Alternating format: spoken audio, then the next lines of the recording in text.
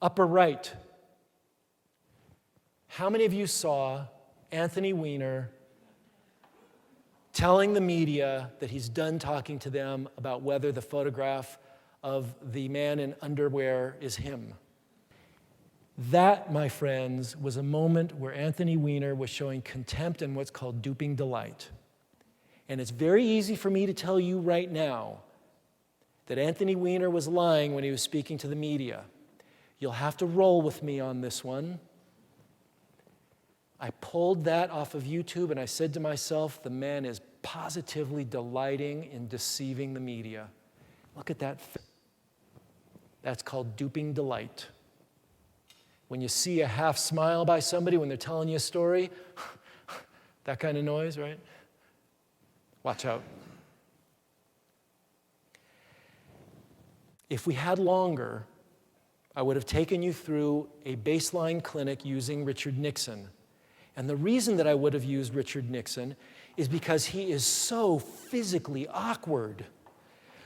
There's a moment where they ask Richard Nixon, and it is really sadistic. Some guy in a bow tie.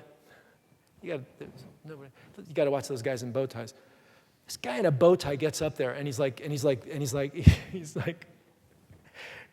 I hate you, President Nixon. And he says, Congress is considering a shield law for reporters, shield their sources from disclosure. Would you support such a law? I mean, it's really sadistic, right? He's like needling him. And Nixon says, you're talking about a shield law, are you not? And he says, yes. And Nixon says, I support them. I support them. It is really awkward. Nobody talks that way.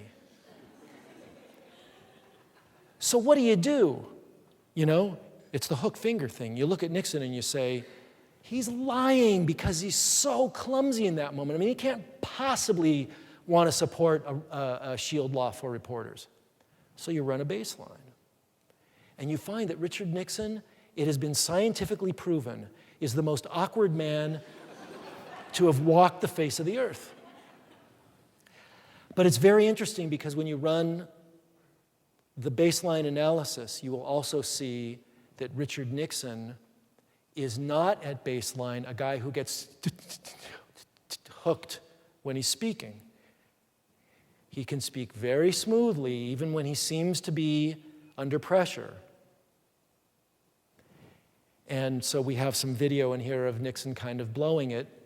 There's just so much you can do in an hour and a half. But I tell you that to illustrate the point without going through the baseline process. You cannot draw a conclusion about a person's behavior, unless it's a micro expression, without first establishing a baseline.